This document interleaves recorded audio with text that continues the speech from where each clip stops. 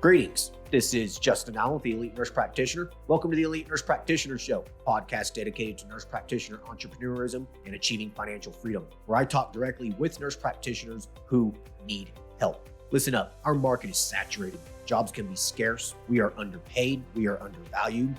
We are taken advantage of by the sharks within the healthcare system, and frankly, screw that. Sick of it, and it's time for a change.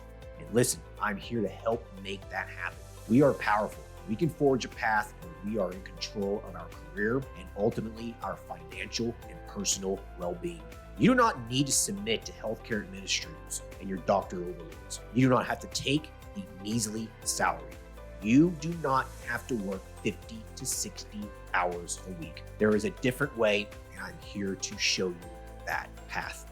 This podcast is raw and unfiltered. I have not talked with the nurse practitioners in this podcast prior to the call outside of an email exchange to schedule the episode. What you're about to listen to is a consultation session between a nurse practitioner and myself. It is real, it is unscripted, it is unplanned, and I have no idea what we're going to talk about. Anything and everything can happen during our conversation. The nurse practitioners in these episodes are struggling with an issue in their professional or financial life, and they have reached out to me for help. My goal is to help the nurse practitioner with actionable advice that will enhance and improve their professional, business, and financial life. My other goal is to hopefully help my nurse practitioner sisters and brothers build a more productive, powerful, and free life. So I hope the content and information within these podcast episodes does just that. All right, onto the episode. Hey everyone, today we'll be talking to Salina, who is a family nurse practitioner. Currently, she is operating her own DPC and wellness practice where she focuses on primary care services, hormone replacement therapy, and a variety of other wellness services. She is needing assistance with what direction her practice should go, hiring another nurse practitioner, and how she can utilize her new upcoming psych certification in her practice. Hey Salina, how are you? I'm good. How are you today? I'm good. Thanks for hopping on here. So, tell us about yourself. How long you been a nurse practitioner for, and then tell us a little bit how you kind of went from being employed to running your own DPC practice. So I've been in healthcare since I would say I was 11. I used to go to nursing homes with my mom, actually pushing the patients to bingo or to lunch. So that's like my earlier uh just experiences with healthcare. And when I graduated at high school at 18, I got my CNA, and then a couple years later got my LPN. Then I got my RN at 24, and then I was like, I'm done. I'm completely done. There was an incident at the hospital. I was trying to tell the doctor what to do. He didn't listen to me. My patient died. And so um, that night, the next day, I started school for my master's. So I did my master's in 18. I finished as a family nurse practitioner. I worked, and as soon as I finished, I got a job at like a federally qualified clinic. So it was more of a local clinic, just a few minutes from home. So it helped with the work-life balance from going from 12-hour shifts at the hospital and med surge to doing the primary care part, which I always love to do that anyways, just having so many years in the industry anyways. Um, After about 3 years of doing that, I was working for a boss who just really wasn't good. He would hire medical assistants that had never had experience. And so they were actually, he met him at a restaurant. He's like, "Oh, you look nice. You should be a medical assistant." So just dealing with that in the beginning, always reteaching people. I had been a director of nursing over a nursing home. So I knew a lot of the administrative policy stuff. Um, so I kind of fell into opening my own practice just because I figured I could do a lot more with just the things that I had accrued over my healthcare career. So that's how that started. Yeah. Okay. So you've done the full gauntlet of nursing, CNA, all of it, All over. LPN, all of it. CNA, LPN, director of nursing, med surge. Yep, all of it. Yeah. Yeah. Okay. So you got a unique perspective. You got a unique experience, I'm sure. I mean, you can relate. You can relate to everyone, right? I mean, you've been there. Yeah. So, that's a pretty powerful skill to have, really. So, yeah, well, good for you. Okay, so you started this practice when? 2001 or 2021, actually. I started right after the pandemic. So when the pandemic happened, as I'm sure a lot of people had that transition in terms of going into their own thing, already as nurse practitioners. But when the pandemic happened, there was so much confusion in the building because I didn't have a boss that did a really good job managing. The medical director, he was already 75. His son was the CEO. So there wasn't a lot of guidance. And so I kind of helped them to navigate the whole process, putting in policies, calling the patients, rescheduling, doing all of that. And it was during that time that I was like, I could do this. I could open my own thing. So that's how it kind of started. Yeah. Okay. So you've been open for about 4 or 5 years now. When were you able to quit your job and go full time into the business? So, funny story. I know there's a lot of people that are trying to figure out like how to transition the non-compete. So, my non-compete was for 10 miles. And so I opened up in like a neighboring city, my official practice location, which was just a lease. I actually never saw any patients there. I opened up, signed a lease, and there was actually me and another nurse practitioner who was still a student at the time, finishing up. So we opened together, but then I talked to a lawyer and he was just like, no, you should probably not do it together. Like, just create two LLCs and work together. So when I approached her with that, she decided that she didn't want to continue because she didn't want to do the work. I hate to say it. Like, it was just too much instability for what she really wanted. And so we separated amicably. Um, and so I kind of continued on my own. Eventually, I'd say about 3 months in, I couldn't make it to the other location just because I was working, plus I didn't wanna drive there. So, I ended up renting out a room. It was about 100 square feet. I just put a exam table in there and a desk, and I did that for a full year, and I just saw patients on my lunch break. So, I didn't tell them, they didn't say anything about it. So, I'd say about 2.5, 3 years in, it was getting to the point to where I was seeing patients on my lunch break, which was 12 to 1, and then I'd go across after I leave work, I'd go and see patients. I have probably about 50 patients. I hired a medical assistant, and I realized that I needed to go more full time. So about 3 years in, I went full time. So that's about 2 years ago, and I ended up buying my own building as well. So there's a lot of things in there. So Yeah. Good for you. yeah, which my building is across the street from my previous medical office that I worked at as an employee. So they didn't want me to leave. So I said, well, my building is across the street and I don't want it to be a conflict. And they were like, no, no, no, it's fine. Well, because they're insurance and I wasn't billing insurance. So it wasn't really a huge competition for them since they were managed Medicare. So Right. Right. yeah. Yeah. I think you did the right thing, not worrying about the non compete and just doing it. I mean, and I'm not supposed to give legal advice on this podcast or through Of emails or course. anything like that, but like, I always tell like, so if someone ever emails me about a non-compete or whatever, I always basically I start with, okay, if it was me, I would just do it. Like, don't worry about it. I mean, the chances of them finding out, I mean, as long as you don't run your mouth, I mean, they're probably not going to find out. And if they do, I And mean, sometimes they don't care. Like as long as it's and not directly conflicting, like they just don't even, correct, I don't. right. If you're working for a primary care practice that accepts insurance and you go open up a primary care practice that accepts insurance down the street, then yeah, that might be an issue, right? But like if you're working for a hospital or a primary care practice or an urgent care or working in the ER or something, you go start a cash-based HRT practice, they don't care. It's not competition, right? So it's good for you. You just did it. That's how you should do it. That's what I usually advise people to do. So yeah, good for you. Okay, so obviously worked out for you. So now you've been doing this full time for 2 or 3 years now. You own your own building. Good for you. It's what you should do if you're really gonna, really go all in on this. So good for you there. How is business in general right now? Now you're a solo provider. Um, what are you doing revenue wise, if you don't mind? Just kind of want to No, know of where you're course. at.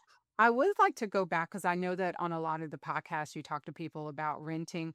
But in my case, I lived in such a small city. It has about, I don't know, 30, 50,000 people. It's not a lot. In the middle of, I always like to say, the heart of Florida. So the I literally found a building and it's two like it has two suites and both suites are 1,200 square feet each. And it had already been a previous medical office, which is crazy. So it already had the rooms and the all the things already there. Um and I ended up getting it for like 200,000, including like the lot, right? Including like, so I just want to say that out loud for people who are kind of like, well, I don't know if I should rent or this. Like, it's okay to buy it. And so I actually rented out in the beginning. I had like a tenant already ready to sign up. So I've had the same tenant for 5 years because they're like a national train chain brand. So it's kind of like that paid for the mortgage while I was still building my practice. So I wasn't really nervous about it. And it's in the Yeah, heart of the city, so it's at a major four-way intersection, so I never really did billboards and all that stuff. I did put a couple signs out, and that's where I get a lot of my advertising from, so, good for you. You did it the right way. That's yeah. smart. Yeah, I mean, if you can, I mean, you can if you can buy a building and you can lease, another space in it to pay for the mortgage. I mean, it's a no brainer to do that. Yeah. So yeah, good for you. You're building equity into, you're building equity in a location. I'm sure it's probably already appreciated. It's probably already worth more than what you bought it for. I'm sure. Oh, definitely. Yeah, hell, probably maybe even double what you paid for it, right? So you got a hell of a deal. I live Um, pretty close to the Villages, so so 'cause several yeah, years ago, like, it's already of course, I'm sure the equity has it's paying for itself. yeah, yeah. Good for you. Yeah, I mean, the opportunity that you had isn't very common. It doesn't come around very often, Right. but you you saw the opportunity, you took advantage of it, and you didn't hesitate. And so that's really what you should do in business. I think people overthink stuff. They get analysis paralysis and then the opportunity then goes by and that opportunity never comes around. I mean, the thing is that in life in general, right? Like opportunities come and go. And sometimes you get an opportunity that's really a once in a lifetime opportunity. And you really should take advantage of it if you can, because that opportunity is not going to come around again. And I think a lot of people think that it's going to, and it's not. Like, this is why you hear these once in a lifetime, once in a generation opportunities, and you got to take advantage of it when it comes to business, investing, and just, other things in your life as well. So, yeah, I commend you. Good for you. So revenue wise, how are you doing in your business? So my first year, I had a couple of patients, but I wasn't really doing anything. I started with family, and then just to kind of get the kinks worked out and how to order labs and draw blood. And funny enough, that was my biggest concern was drawing blood, but obviously I figured that out. Um, so the first year I made probably like $2,600. Just again, because I wasn't really doing it. And then the next year it kind of went up and the next year went up. So now I'm averaging between 55 and 60 a month. So 55, $60,000 a month correct. gross. Yeah. What are you netting? What's your margin? 40, 50%? I say close to 40%. Yeah, I have a really low overhead. So again, I don't worry about like the rent because I have the tenant. My staff, I have two medical assistants. They both work part-time, but I pay them more, but I have a higher expectation for what they're going to do during the day. Um, and they're both part-time. So they kind Yeah. of, yeah, they stagger their shifts so that things are covered. But yeah, I don't really have a lot of expenses except for, of course, when you buy your weight loss medications or your HRT stuff, like you have your margins on that. But typically that's, I don't know, 600% margin. It's a lot. Yeah. So like Yeah. I mark it up pretty good. Yeah, okay, good for you. I mean, you're falling into the averages that you should fall into, right? I mean, typically with a cash-based practice, most people should be hitting 40 to 50% margin, and you're right Mm-mm. there. So, good for you. You're clearing 250, $300,000 a year, which is, yeah, I mean, for an NP, It's it's closer to pretty 700. you're clearing that? Oh, you're saying net profit. Gotcha. Yeah, profit. Yeah, yeah, yeah. Oh, I Yeah, yeah. wish. I wish it was 700,000 a year for Right. net. Yeah, you wouldn't be on this call. You wouldn't really need help. You just be doing what you're doing. But yeah, yeah, 40%. Yeah, so you're clearing 250, $300,000 a year. I mean, that's what you're paying yourself basically. So, that's impressive. I mean, that's as much as, some MDs make, right? And you're working how many hours a week realistically? Um, I work Monday, Tuesday, and Wednesday, so I work 24 and you can add maybe like an hour or two. Like today I just stopped by to do the call. But and then there was a patient that ended up walking in for chest pain. Again, that's the DPC part. And so my medical assistant is here. She did the EKG. I looked at it and I was like, oh, so I did like a 10-minute visit with her. And so I'd say probably closer to 26 hours a week. So you're working 26 hours a week, making 300,000, 250, $300,000 a year. I mean, Mhm.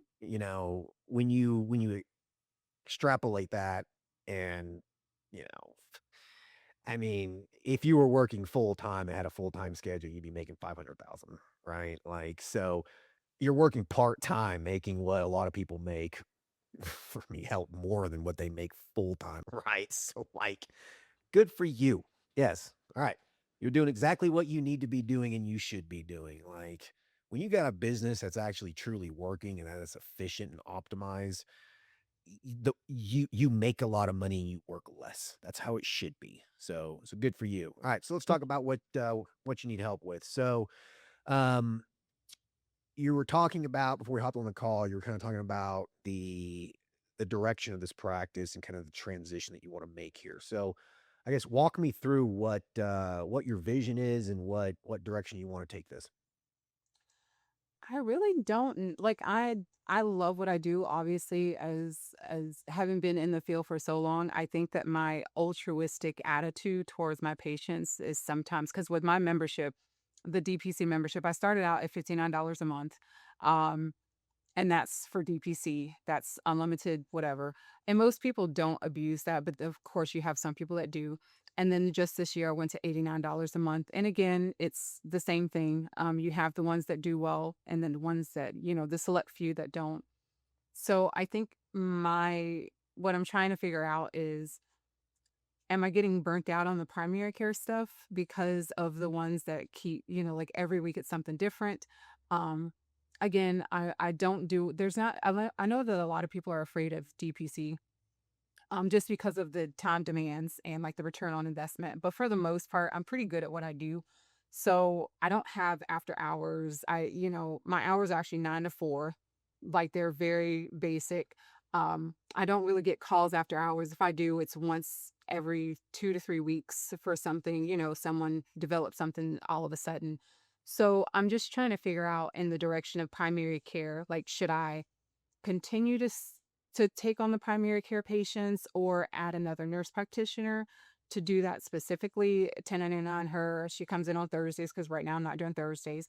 Um, so that's that part. And I know I actually did hire someone, but she's a friend and she doesn't want to get paid. She's learning. She has her own thing that she's trying to do, but it seems like she's getting more value out of learning. But there's a whole thing about that. But I'm just trying to figure out whether or not I should really go out and hire someone that I'm actually paying to do as a 1099 contractor versus a friend who's kind of like, oh, I'll see you on Wednesday, but is not really like I'm not actually paying her. She's coming in, So, she's showing up, but I'm not paying her. I'm helping her with her build her own practice as well. well, I mean, that could backfire on you. Just be careful. Uh, Luckily, she's an hour away, so Okay, so then you yeah, don't gotta worry too much about it. no. Yeah. Okay. Okay. So then, let me ask you then.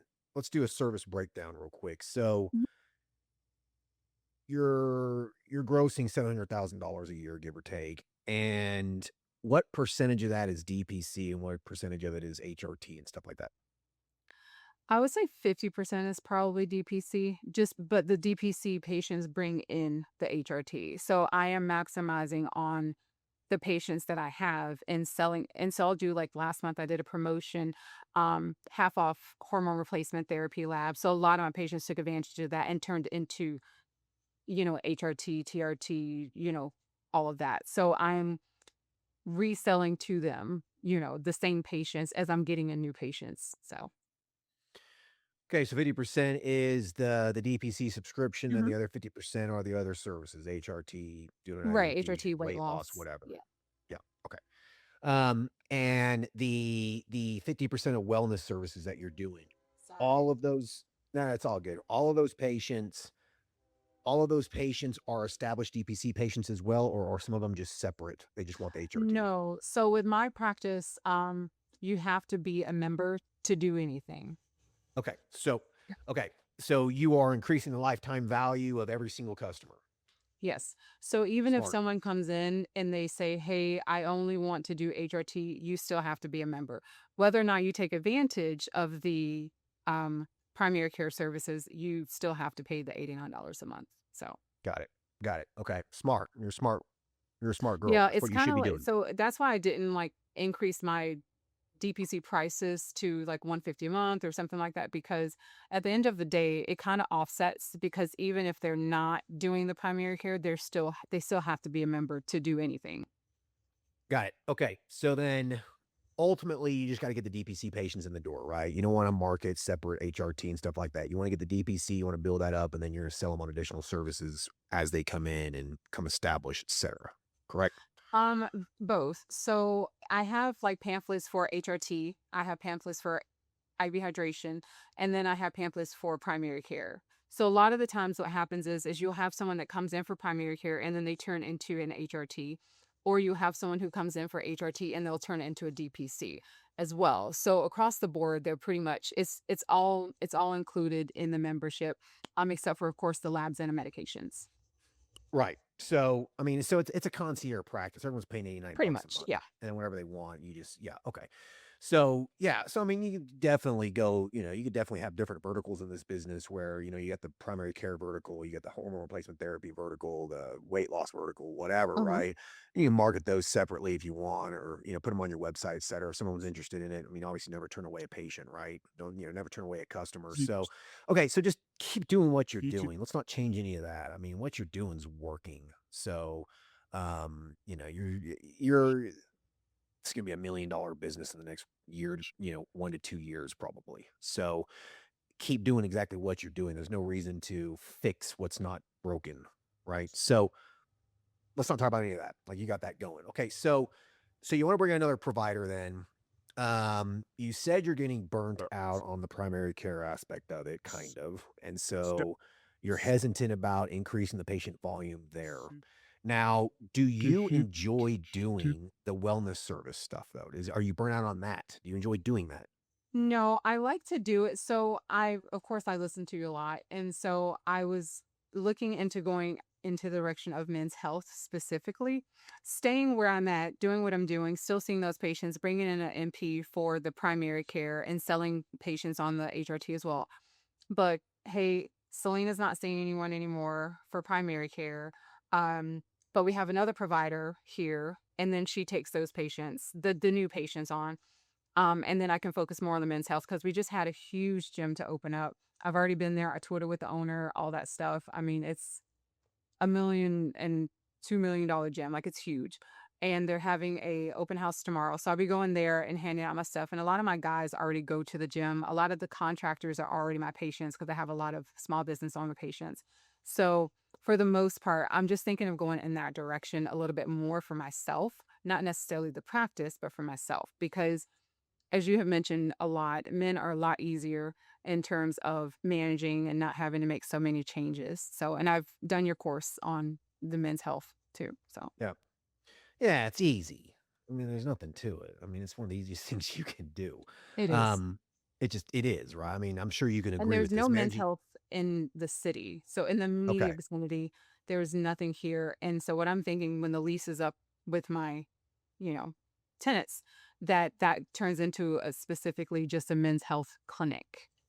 So, Yeah, yeah, you can do that. I mean, you can go that route if it, if it makes sense to you. mhm, I don't see an issue with that if you feel like if you can justify it, mhm, right? But I mean, you have another 4 days out of the week at this practice that you're in right now that's not being utilized. You're only utilizing it 3 days a week. this So is it's like, I don't know I don't know if it's necessary to open up a completely different location next door, oh, but when I you own the building. well, no, I know that, but you have Yeah. someone there paying your rent. Yeah, You're they paying your mortgage, you're paying your loan, right? So it's like, is it necessary to do that? I mean, to be honest with you, I don't think it is. You have a clinic already, it's established, furnished, and everything that's not being utilized 4 days out of the week, right? right. With with men's health in general, you will only need to see patients 1 day a week. That's all you will need to do, and you can fit them in here or there every once in a while as well if you want to, right? But you could make Fridays Selena's Men's Health Day and just operate it out of the same practice if you wanted to. I Okay, don't want to work more. all right, fair enough. So then you could just do it on Mondays or something, right? And then do primary care Tuesday, Wednesday, Thursday or something. But most men will, like, they will adjust their schedule to see you. So Okay, I get where you're saying. So even if I did Thursdays, because again, it's just whenever I'm working, it's primary care, hormone replacement, stop doing IV hydration. So it's kind of like stacked. I think that when I was thinking of the men's health, it's because, for instance, with primary care, if I have a lady in the room doing a pap smear, and the walls are they're not thin, but you can hear it because some guys are very, loud. And so it's kind of like I'm in there doing a pap, whereas my medical assistants are rooming a guy and they're just being, hey, how are you? Like it kind of, I'm sure would make any woman feel uncomfortable while I'm down there, if like looking at well, things. yeah, and especially with men's health practice, man, that tadalafil she gave me is awesome. You know what I mean? I So that was mean, the logistics of having more men coming in versus my women patients. Because even with yeah, the female HRT, when they're having issues down there, like you got to go down there and look. So having a yeah, full practice with them doing this, right. So, I'm just but in men's saying health, they though, make sense. So yeah, you could just do 1 day a week, and there's no women's schedule that day. It's your men's health day. You could do that if you want to keep your business a little bit leaner. You got someone already paying your loan off over here next door. It's like, why mess up a good thing if if you don't need to? hmm So just put some thought into it because, like I said, you have multiple days there that aren't being utilized that you could utilize for the men's health. All right. So if I was you at first, just do that model. Do men's health on Thursdays or whatever. All right. That's the day that men's health is. Just do a quick little switcheroo with some brochures out in the lobby and that kind of a thing or whatever. Just have something like underneath the table at the reception desk and you just pop up the new men's health name, whatever. Like you can just do a quick little switcheroo. It'll take you 15 minutes in the morning on that day. Right. So when Yeah. people walk in, it makes it look like that's the men's health clinic. All right. You could do that. And then, you could have you could tell them like, on Mondays through Wednesdays, it's when we do primary care, and that's when, some women and stuff come in as well. So if you can come in for your injection if you want on those days, if you want to, but just don't be surprised if you see, an old lady in the lobby or whatever, right? I'll tell you, most guys aren't going to care. They're just not going to. Okay. Yeah, the guys They won't just, care. yeah, It's cool. they don't care. So, just, keep yourself lean, keep your margins low. I think that probably would be the smartest way to do it because if you open up a men's health clinic separately in the office next door that you do own, now you're taking a hit on having to pay the loan yourself versus having someone else pay it. You have all these utilities now that you have to pay for in the other location. You got to furnish it. It's it increases the expenses. Okay. Now, if you did it as a completely separate entity, if it was a completely different business, separate entity, separate EMR, separate everything, then yeah, it has its own expenses and stuff. But you will be able to deduct those expenses if you just do it out of the location that you're in right now, right? So that's how I would approach it if it was me. Okay. So keep it in mind. Now, if the men's health clinic blows up, all right, we got 500 patients or something. This is becoming too much to handle. Then it would make sense to, once the lease is over here, kick them out. Okay. It makes sense. That makes sense. Okay. But you do not need to do any, you don't need to do that for, you're talking about 2 years out. You're talking a while still. So I would just do it in a location that you're doing it. So yeah. So what you would do is you aren't seeing any more new patients whatsoever. So that should hopefully open up a day for you, Uh-huh. right? That you can just focus and do men's health only. I think it's a good move. It's low stress, it's low anxiety, it's low liability. You don't really get burnt out on it. It does become redundant. It does. It's the same thing over and over and over again and over again.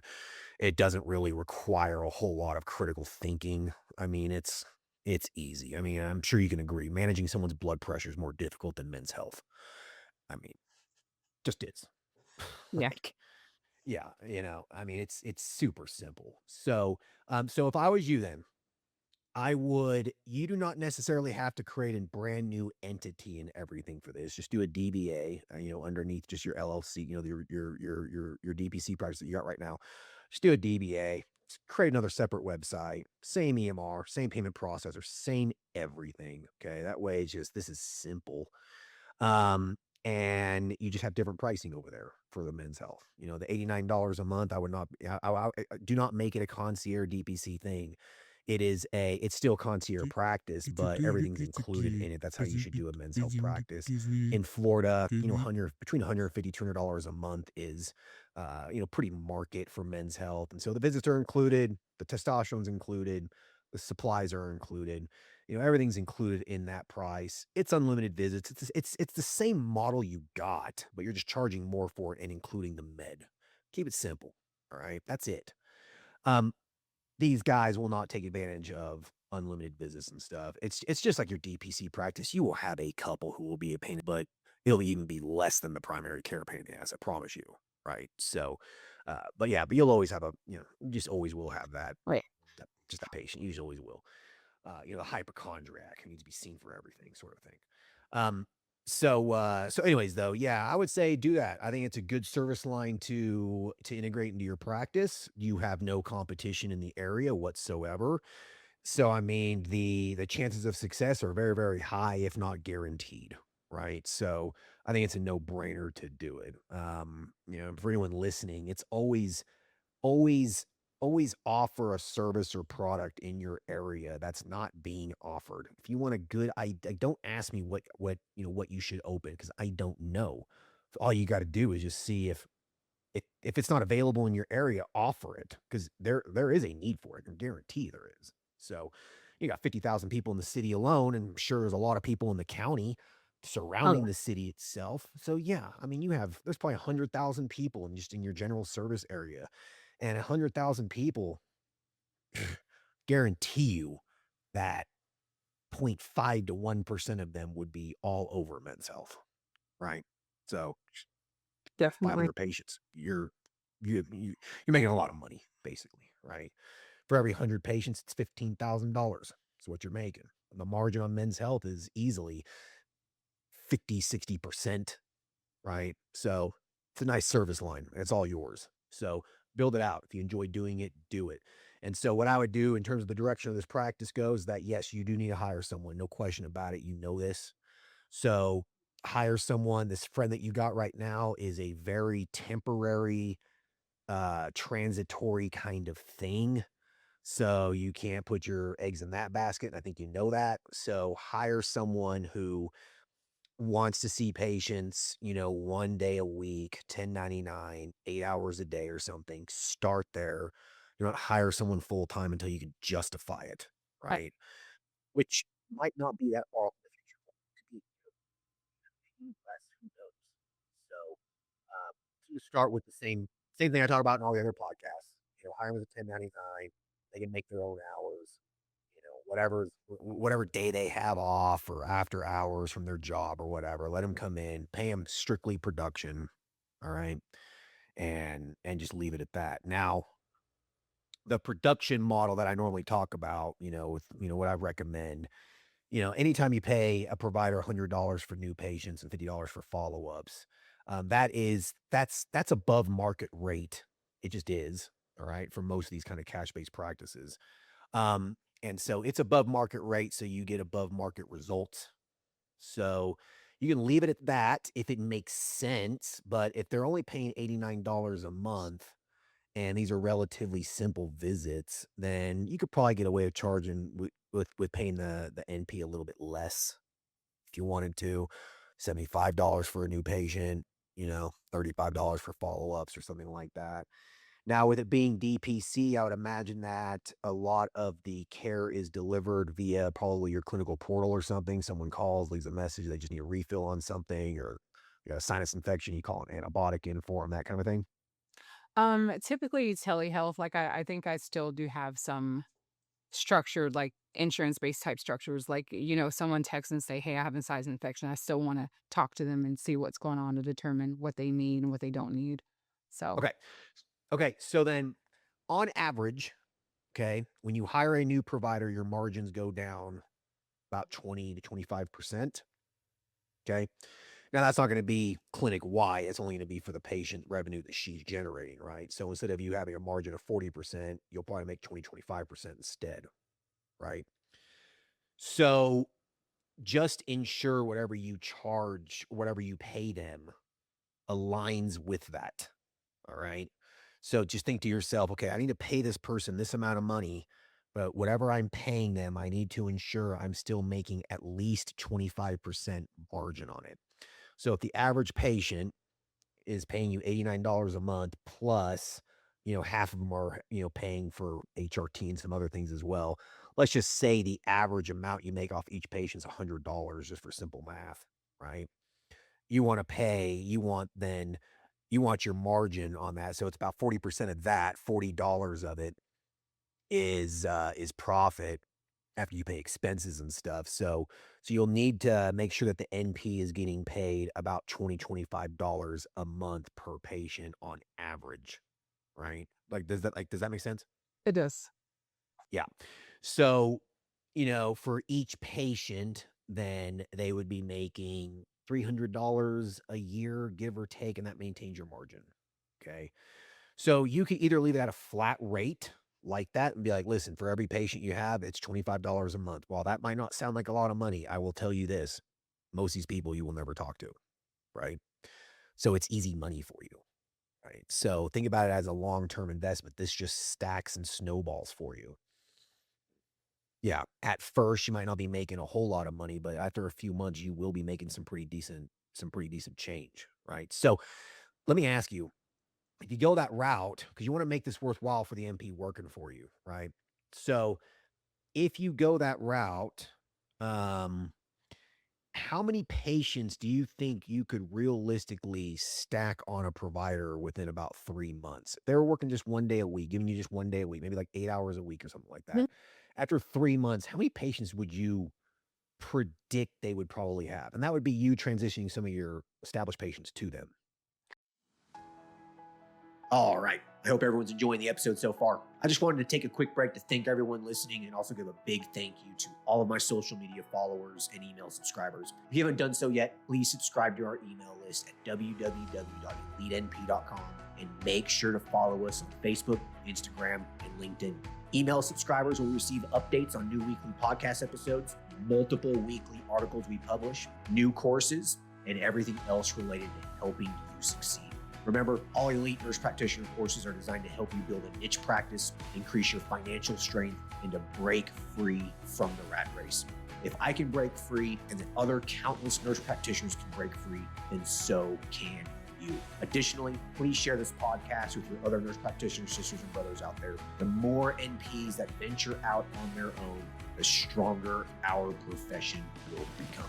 Now, let's get back to the episode. We average about 3 to 5 new patients a week. So on average, it would be about 20 at the max a month. So about 50 to 60 patients. Yeah. Okay. Would you transition over any of your established patients to them? Um, Probably not. Probably not. I think you should I was if gonna you can say get. unless it's the ones that are like they don't really care. But obviously I have some spoiled people. So Yeah. but yeah, I could, I guess is probably a better answer. Yes. Yeah, like, which patients won't even wanna hear Yeah. it, right? You'll know this. I mean, I knew that when I made this transition of my men's health practice. I knew that these guys are gonna wanna stay with me. I can guarantee they will not go anyone, with anyone else. So, but I would estimate that probably 25% of your patients probably would go over to this new provider without really caring that much. Mhm. I would estimate, right? So if that's the case, if you could transfer over about 20 to 25% of your patients over to this provider right from the get-go, how many would that be? As I'm like going through the list of patients, I can actually just print off like a full list of my patients, like the whole, practice. That would be close to 60 About 60 patients. patients. Yeah. So then, boom, there you're. there you go. After 3 months, they would have about 100 patients, right? Here you go. I'm gonna give you these 40 patients. These are established patients. They're super easy. These people, they just need their refill. Every once in a while, you got to see them for a sinus infection or whatever, right? Super simple. I'm gonna go ahead and I'm gonna start you off with 40, 50 patients or whatever. I'm gonna start you off with these patients. So, I'll pay you $25 per month per patient. So I'm gonna start you off at 1,200, $1,200, $1,300 a month for working, what, 32 hours a month, something like that. So that comes out to about 40 bucks an hour. Now that doesn't sound all that great, right? But that's the starting. But every new patient we get will be yours at $25 a month. After 3 months, right? That would be, you said probably about 50 patients average or something, probably about after about 3 months, right? So, so if you do the math there, after about 3 months, they'd be making about 2,500 bucks a month, right? Now you do that math. Now it's 80 bucks an hour. Now, now as a 1099, 80 bucks an hour as an MP, that's pretty good. That's way above. I mean, that's probably more than what you're going to make anywhere else in Florida for, for primary care stuff, 80 bucks an hour. And but the thing is, this is what you tell them. Like, that's just after 3 months. Keep working, you keep doing it. This number will go up. You can manage 100 patients, probably. I mean, do you think they can manage 100 patients in Yeah, 8 hours a week? definitely. Yeah. Right, right, because most of it's easy as hell. Yeah, super simple. So you could tell them, like, at 8 hours a week, you have the capacity of probably having about 150 patients or whatever, right? And now you're looking at $3,700 a month I would on like just to say 1 I day a really week. appreciate you breaking that down because that was really one of my biggest issues with being DPC is if I hire someone as a 1099 and they're only working, $100 per patient or $50 per patient, like how does that work whenever they're getting like a refill request or something like that. Like I know you covered it in other podcasts, but like how does that really help me when say it's Tuesday and there's a refill request for a patient that they established, then I'm taking on the load. So it makes sense to do it in this frame of, Yes. in this model to just okay, these are your patients. You're coming on as a 1099 provider to manage these patients. So I like that. Yep, exactly. And it's just a monthly rate. Keep this as easy as possible. You can tell them, listen, 90% of these patients you'll very rarely ever hear from them. There will Hmm. be some pain in the patients. I'm sorry. That's just what this is, right? But after if you figure that they could probably manage 150 patients a month, on an average of 8 hours a week, then once they hit that number and they're making about 3,700 bucks a month, something like that, give or take, now they're making 110, $120 an hour. Like that's good money, right? And then you just tell them like, and then if you want to give me another day, we just keep stacking you. Before you know it, you're making, you can be making $200,000 a year with me if you want to, and it's easy work. So I think that's how I would pitch it. And I I think like it. that if you do it that way, you get someone who wants to actually work, not some lazy person, someone who wants to work and really earn what they're working for, make what they're actually worth, what they're producing, then I think that you can find someone who's motivated who would take advantage of that. It doesn't sound that appealing at first, but if you break those numbers down for them and show them on paper, like this is what it looks like. I'm starting you off with 40 patients, so you are automatically making money. Not making that much, but give me 12 weeks. I promise you, this is what you'll be making. We get 3 to 5 new patients every single week, and you will get all those people, right? I think if you do it that way, then after a year or two, that person's probably gonna be making really good money, and you're sitting back making 20, 25% for doing nothing other than just managing them a little bit, right? And then you can see how you can see how this can scale, right? You do that, you're making 25%. You're working now, seeing, you're working your 26 hours a week or whatever, making what you're already making, the $300,000. That doesn't change. It could go up a little bit with Men's Health, right? So you're sitting back working 25 hours a week making $350,000 a year for the work you're putting in at 25 hours a week, which is crazy good money. Okay. I mean, if you do the math there, I mean, just off the top of my head here, you're making $250, $300 an hour. Okay. You're making really good money. You're making more than a lot of surgeons make. Okay. With the amount of hours that you're working. Right. So you're sitting there making $350,000 a year. Now you now have this other person over here that's beginning to start generating patients, building their, building up the volume, all this kind of stuff. And now you can see now you're making $300,000 a year as their census begins to grow and can get to close to what you're doing. Okay. Now you just turn that $300,000 a year into 450,000 dollars a year, and it just stacks, right? So now you're still only working 25 hours a week for each new provider that you have coming on board. After a few years, you're sitting back making $700,000 a year, and you're working 25 hours a week. Like, Yeah, I can take it. well, sure. That'd be fun. Fuck. Yeah, you know what I mean? And then you give it 5 years from now, and you have multiple providers working full time at that kind of exact same rate or whatever, you're making $1 million a year profit. And then you turn around and sell the damn thing. If you wanted to. Well, If you wanted to. most likely. Well, I have, yes, Right. eventually. But I will say this, if you want to sell your practice, okay? Because like I broker practices on the side. It's proibrokers.com. And we're selling 2 practices right now, actually. We're selling a telemedicine, predominantly men's health clinic, and then we're also selling a practice very similar to yours. It's a functional medicine. It's more of a functional medicine-based kind of DPC thing, okay? And we're selling that practice as well. Both of these practices, though, I have a rule. I will not even entertain selling your practice unless you're doing at least $1 million a year net.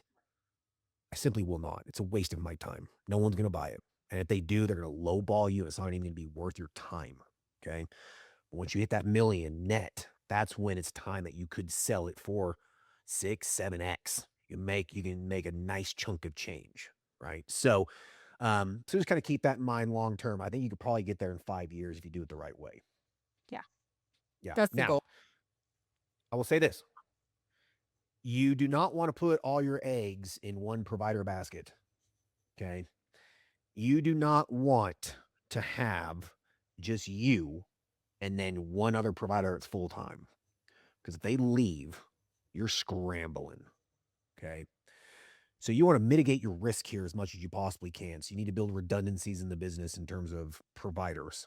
Okay. Uh-huh. So it's best if you can get away with it. It's best to have maybe from a sales standpoint, if you want to sell your business later on, okay, 5 years down the road or something, it would be best for you to have 3 or 4 part-timers, all right, and then maybe just 1 full-timer. The part-timers can be just 1099. Full-timer, you might have to transition them into a W-2 at some point. But you want to build some redundancies. So what I would do if I was you is get this first provider under your belt. Get comfortable paying them, get comfortable with someone else working and seeing your patients for you, get comfortable with, putting your trust into someone else and some responsibility to someone else, okay? Get them up to a point where it's really good for them and they don't want to leave, okay? Max out their schedule at 8 to 16 hours a week, right? And keep them 1099. Once you do that, if they leave, it's not the end of the world. You have to pay, you have to work an extra day a week, right? It sucks, but it's not the end of the world. They're full time and they leave. It's the end of the world. Like, it's gonna suck, Gotcha. right? Now you're working 6 Yeah. days a week, 7 days a week. It's gonna be awful, right? And you'll be desperate to hire someone else, and that's when you make bad decisions. Okay. That's when you hire someone you really shouldn't have hired. So get them maxed out at 8, 16 hours a week, whatever it is you're comfortable with, 10 hours a week, whatever. Okay. Max them out and then hire another one. Get 2 or 3 on board at very, very part-time hours. All right. Then the best one out of them, you can then approach them or say something like, hey, do you want to or, would you consider maybe moving into more of a full-time position over the next 6 months? Let's really build you up. And then you have, three providers working for you, three or four providers working for you, three or four, three of them, two or three of them are very part-time 1099, and you got one that's more of a full-timer. When you Once you do that, that's when you'll be hitting probably close to that $1 million mark. Okay. Yeah, that's how I would do it. Any questions there in terms Yep. of hiring Just someone? writing. Yeah, okay. Like I said in another podcast before, just make sure they vibe with you.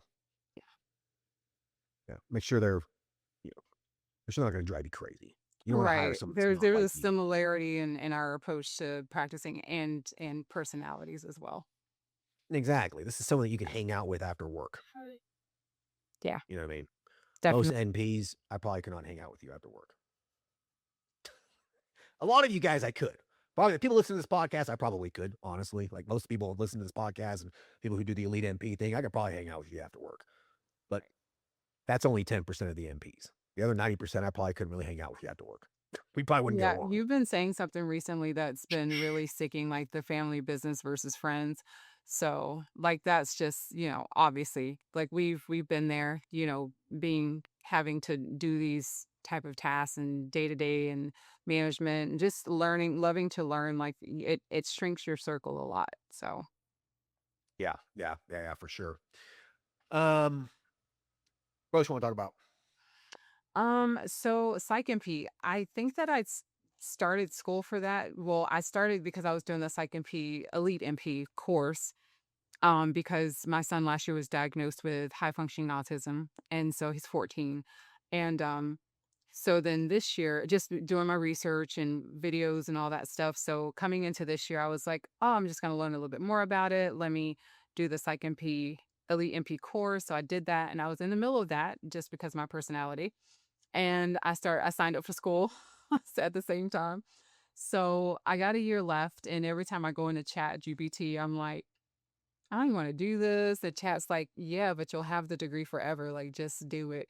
But it brings a different demographic that I'm not one of those type of people. You had a previous psych MP that was doing like 70 people a day in telehealth and stuff. And I was just like, I would never want to sit down and just be like, no, let's change your Adderall to this. Let's change it to 5 ants. So it opens up a whole new different thing. So I guess my question is, it's really not a question. I don't know.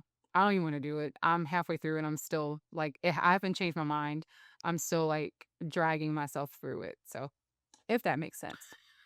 But I'm the Well, it type of makes person to sense. finish. Like if I start something, I've decided to do it. Like I'm like, okay, like I'm gonna finish it. But at the same time, I'm like, oh, it's not even something I would necessarily want to do. I'm a good family nurse practitioner. I'm a great family nurse practitioner. Like I love what I do. I just don't want to open up the practice to that demographic because I already know if I'm sitting in the room with a patient who's primary care, I'm going to be like, well, let's try Qualbry or let's try this. Like I just know that I'm going to do it. Even if they're only a membership patient, like I know that I would probably, want to treat them for that without giving them the additional cost of the fee for service to go down that road. So I would tend to agree with your chat GPT cheerleader. I mean, you got a year left. Yeah. I know it sucks. There's no way in hell I would ever go back to school. There's no way. I wouldn't do it. I know I couldn't do it. I know I couldn't. I'd probably leave after a week. I'd be like, I am no, I'm not doing this nursing school crap again. I mean, 60, 70% of this is such bullshit. Um, and so I think that you got a year left, and the last year is going to be what most of all this clinical stuff, and Yeah, and I already have my I've already been doing some of the clinicals and it really is a breeze. Most of the time I guess I won't say that out loud just because that's a just in case. yeah, But for the most part, it really isn't a lot at all. right. It's not that much, No. and you do get that certification, right? Which, I mean, you can still treat most of that stuff as a family nurse Correct. practitioner. I mean, do you need the psych NP to do that? Most a lot of that stuff you don't. I mean, I treat, I mean, I prescribe people some bupropion or whatever, right? I Yeah. mean, and so let's just let's think about here what it is that you actually want to do with it. Okay. Because I feel like that while I agree with ChatGPT, I will disagree with it as well if if you are not going to utilize it whatsoever. If you're just like this, why did I get this? This was dumb. Like if your heart says I'm not going to use this, I would just quit. Because it is a year of your life and it is going to be taking up time that you could be spending building out your men's health vertical, um, doing other things in your business that's already profitable. You could grow it with that time, you know. And so we need to talk about what it is that you envision doing with it. So, does your heart and does your gut say, I'm probably not going to really use this? Or does your mind say that, okay, I could do a concierge mental health kind of a thing, and me having my psych NP does give me more of that street credit to do it, Mhm. right? Or I just really don't want to do this. I just really don't want to do it. You So I really just think don't what it want to. is that I have no intentions of um being an employee with a psych practice or anything like that. I don't My biggest thing is I don't intend to. In the beginning, I was like, well, maybe I'll add, like a concierge psych practice. But then I thought about it, I was like, I don't even want those phone calls. Like, oh my God, I had a panic attack today and did it. Like, I get that already for some of my primary care, which is fine. But I don't necessarily want that to be what I'm known for. Like, it turns into, oh, and she does this. So, at the end of the day, my goal, I'm 41 now. So at the end of the day, my goal is to, over the next couple of years, when my son's finishing up high school, he just started as a freshman. So when he's done, like, I wanna be more out than in, if that makes sense. So, I wanna be more out of the day-to-day, the actual clinical practice. I wanna be in my garden or on the beach or, things like that. I don't necessarily in the next 4 years, and plus, he's really good at what he does with football, so if I have to travel to his games, I wanna be able to do that and go to all these different cities and stuff. So, um it's just a life that I wanna live, so it's not necessarily, like, sitting in a room just doing telehealth all day, so, Right. yeah. So the only thing that would make it worthwhile to you is a very, very high ticket concierge site kind of a thing if you Mhm. wanted to do that, right? If you wanted to, I mean, have the psych degree, gives you some more, gives you the certification, gives you the skills, etc. If you don't, if you just don't have any interest in doing it, I would say then, you know, you don't need to do it to prove anything at this point. You don't. You've proven you're a damn good primary care provider.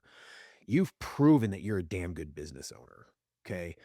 No, I appreciate that. Get, Getting a psych NP, what's that proving? I mean, do you need more validation?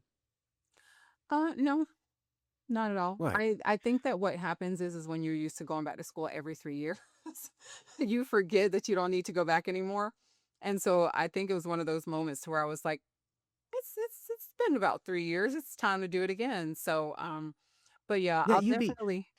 Mhm. yeah, yeah, you'd be better off, like, if you have that itch to go back to school or whatever, that need, you're better off just taking a CE course or taking advantage of some franchise opportunity or something to integrate into your you're better off spending the money and investing your time to meet your goal, and your goal is to be out in 4 or 5 years, like, that's your goal, or maybe even sooner.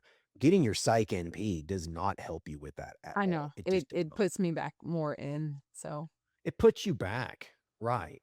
For any NP listening to this, I strongly urge against going back to school. I just do, and that's exactly the exact opposite of what's pushed in the nursing field. Education's always a good thing. No, it's not. It's not. Especially some designed thing from the ANCC, these accredited nursing programs, blah, blah. What does this do for you? It does nothing. I really don't think I don't think it does much for you if you have other goals, you know?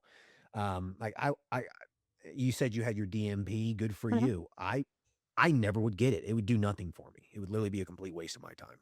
right? So, and going back to school in general would be a waste of my time. I don't need to go back to school. If I want to learn something, there is something called My ChatGPT and Gemini and Claude. I can learn whatever I want to learn. I don't need a textbook. I don't need a professor. I don't need a test to give me a woohoo feeling. Oh, I'm a 4.0 student. I don't need that, right? I know what I'm worth. I know what my skills are. I know what I can do. And so do you. Mhm. So I'm gonna advise to you, I'd say hang that hat up. Yeah. You know this. Yeah, I know. Like, you know it. I'd say just give it up. It's a waste of your time. It literally is a waste of your time. Right. It's not in alignment for what I want to do for my future in general. And I was like, "Oh, this will make me a better provider specifically." But even with that going in the direction of more of a select service like with men's health, it doesn't necessarily align with that. And just because I really enjoy helping the guys to feel better. So, I enjoy helping everybody to feel better, but that's just kind of like where I'm at because I feel like I've sacrifice enough of time for patients who are non-compliant and don't take their blood pressure medicine, like you said, and all that stuff. Then they come in and their blood pressure is 230 over 110, and you're like, what are you doing? What? And then, oh, I forgot. I didn't take it this morning. So normally that's like an hour in my day trying to give them clonidine, wait it out. Whereas now I'm just like, go home, take your medicine, call me if you need me. So, don't die on the way. Yeah. Yeah. So, yeah. Yeah. It does nothing for you. And, you know, if you're interested in some psychiatric things, you are a family NP. You can prescribe a lot of this stuff. You can do Oh a yeah. lot of this stuff, right? Oh yeah. If you want to learn more about, I don't know, OCD or something, just learn it. It's not like, why do you need a professor? You don't need a professor to teach you that. They're going to tell you to read these chapters and stuff and give you a test. What the hell does that do? Right? Yeah, you know, I mean, I personally have a fascination with like treating some people's depression, treating some OCD, you know, maybe a little bit of anxiety or whatever, doing some ADHD stuff. Like I have a fascination with that stuff. And I can get you going. I can treat you more from a holistic standpoint. I don't want to just shove a bunch of meds in your face, Right. but I can help you with your depression, anxiety, OCD, and stuff like that by optimizing your hormones, getting you on a ketogenic diet, etc. And my results are pretty damn good. Well, why I do I would need a agree. second P to do that? I Right? would agree. Yeah. So I'd say quit. Fuck it. Sounds like a plan. Thank you. Quit. I don't think it doesn't align with your goals. It doesn't align with your long-term, you know, trajectory here. I mean, you are going to have a business that's going to be worth $1 million a year net. You're gonna be $1 million gross within probably a year or two. And then a couple years after that, you'll probably be hitting 1 million net. And so you getting your psych MP will not help you with that whatsoever. Like you said, you will never work as a psych NP for someone. You will never start your own psych NP practice. What the hell's the point? It's a waste of your time. Okay. Yeah. I appreciate that. Thank you. You're welcome. Yeah. Yeah. He was I like, have a "Fuck it. feeling you knew. Don't do it. Just quit." I have a feeling you knew I was going to tell you that. Of course, I've seen you enough to know, and I mean, it makes sense for where I'm at in my life. So, It does. what I It want for the does. future. Yeah. I mean, if you were employed, you know, and you were sick and tired of being underpaid and you were having a difficult time finding a job and that sort of a thing, you know, you were 33 years old or something, you can go back and get my psych MP because I can get a job over here making, you know, $150 an hour or whatever. Yeah, sure. Right. But like, you're the same age as me. I'm 42. You're 41. I mean, this isn't going to help you meet your goals at this point. So, yeah, I'd say just skip it. Focus on your business. I mean, Mhm. you have a hell of a business here that really has some real legs on it, and it has a real runway ahead of you that you can scale this thing significantly. I mean, you are just still in the infancy stages here. You know, I mean, you are. You have a few hundred patients and you're doing this well. You're making just as much money as a lot of MDs make, and you're working 25 hours a week. I mean, you are in a very, very fortunate and privileged situation. And sometimes you just need to sit back and just be grateful for what it is that you got right in front of you and take advantage of it and see how you can optimize it even further, right? Uh, gratitude in general, like, I've been putting a lot of thought into this lately, and, gratitude is if you think about what gratitude is, a lot of people don't really think what gratitude is. And what gratitude is imagine if this was taken away from you, how would you feel? Right? Yeah. And if it was taken away from you and you feel horrible, then you should be grateful for that. That's what gratitude is, right? So you have something right in front of you right now that is you're very fortunate to have, and you're in a very privileged situation because you're in you're in the greatest country in the world. You are able to do what you're able to do at 25 hours a week. I mean, if you really think about it, you are a top 1% income earner in the world, and you work 25 hours a week. Like, I you're never even pretty thought good about it spot. from that perspective. Yeah. Be grateful for it, grow it even further, and get to where you want to be. Psych MP can help you with it. Thank you. I appreciate that a lot. Yeah. Yeah. Any other questions? No, because I could do it Cool. All all right. day. So that's fine. Yeah. I like to end the episode with you asking me a question. You have a personal curiosity or a question for me? I have more of a statement. I just want to say thank you so much for doing what you do. Like even just as simple as you did an episode a few weeks ago where you were just talking about the changes of like just our country and what the war is doing because I don't watch the news.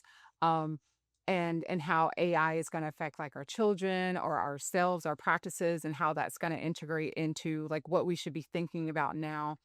Um even as simple as just using AI in our practices, like I really was kind of like John Connor's mom, like it's gonna all end because of technology. And so anyway, so I actually started using, like just AI in like my visits and stuff, and it has cut the 24 hours that I was here, it's cut that even down so much more because now I'm not doing this all day. And it gives me credit for the things that I forget to put in there or I don't have the time to just type out. So I really appreciate you for looking out for us and doing those episodes to where even it's just you're still putting the content out there and putting your thoughts down. So it really means a lot. No, And you're honestly, welcome, honey. without you, I wouldn't be where I'm at. So that's one of the biggest things. So I wouldn't be making almost 700,000 a year if it wasn't for you. So Oh, you're welcome. It's a pleasure. I mean, there's a lot of faces out there I've never met and have no idea how I'm actually affecting them or, no, you're making a huge yeah. difference. Even just my comfortability with going in the men's health direction, doing the clinics. I know that you have people that you coach prior to them actually opening, but for the most part, just adding those services and keeping us on track too. Like, hey, if it doesn't make sense, then don't do it. If it's not in alignment with what your vision of your practice is, then why are you adding it? So, for instance, I have a lot of friends who do uh, cosmetic stuff and they have all these machines and they're complaining about the machines. And every time someone stops by, I go, no, thank you. I'm fine. Like, I'm already, like, I'm definitely not wanting to do that. So I really appreciate you and everything that you do. So, You're welcome. And again, this psych thing does not complement nor does it align with what you're doing right now. It just doesn't. no, it's a whole Right. nother line of service, technically. So, Exactly right. So spend your time on working on your business because you have so many, like you have, you have done the hardest thing. Okay. You've accomplished the hardest thing already, building the business out and getting it to this point. The first $100,000 is hard to get to. The 200,000, $300,000 is easier than the 100,000, right? The 300,000 to 600,000 is easier than it was to go from 100 to 200. And then 600 to a million is actually, you will find that that's actually easier to do than to go from 0 to 100,000. So you have already done the most difficult part of it, right? You've given it time. You've been patient. You've endured the slow times. You've endured making no money. You've endured working for free. You have endured all of those hardships already. It is out of the way now. You never have to go back to that. You don't. You're done with it, right? You paid your dues and you paid your dues throughout your entire career in healthcare. You were a CNA, you paid your dues, right? So now getting this next stage is going to be easier for you to do. as long as you give it the time it needs to do it and you give it the effort it needs to do it, and if you lead your psych program, that gives you how many hours a week now and the energy and the time to put into it. So like you're there. I'd say that all it's going to take for you is taking some risks. I mean, to go from 300,000 to a million is going to take risk. It just is. If it was easy and didn't require risk, everyone would be a millionaire. Okay. So you've already taken risks before. So you're going to be okay with it. So you have to take risks. You're going to have to trust other people to put responsibility in other people's hands. You have to do some additional marketing. You have to do, you're going to have to get out there and put yourself out there. And by leaving the Psych NP program and focusing on it and putting the time into it, you'll get there. The hardest part's done. So congratulations. Thank you so much. I appreciate you. Yeah. Cool. All right. Well, I appreciate you. And then if you want to do a follow-up, let me know. I'd love to know what you're doing in Of about a year. course. Cool. All right. Thank you. Yes. Bye. Thank you. Thank you for listening to the show. Quick legal disclaimer. The content of this podcast is meant for informational and entertainment purposes only and should not be used as legal, financial, medical, regulatory, or practice-specific advice. For information pertaining to your specific legal, financial, medical, or practice-specific needs, please be sure to consult with your lawyer, CPA, medical director, and or your state's practice laws and the most up-to-date clinical guidelines. As always, do your due diligence when it comes to any information found online and in podcasts. The content in this podcast is copyrighted by Galaxy Medical Southwest 2023 and cannot be duplicated, rebroadcasted, or reproduced without our written permission.